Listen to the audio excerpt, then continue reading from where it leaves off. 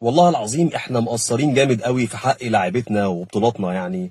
الصورة اللي قدامك دي من افتتاح متحف نادي الزمالك بمقتنياته الغالية جدا.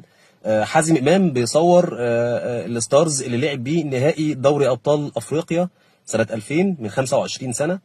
انت تفتكر ايه لحازم إمام في الماتش ده؟ يعني مثلا جون، اسيست، ولا حاجة خالص يعني. ما يعني كان موجود بس ولا يعني عمل ايه؟ يعني ايه سهاماته في البطولة؟ مش في البطولة، في الماتش ده تحديدا ما فيش حاجة خالص. حاطين الجزمة دي في المتحف بتاعته.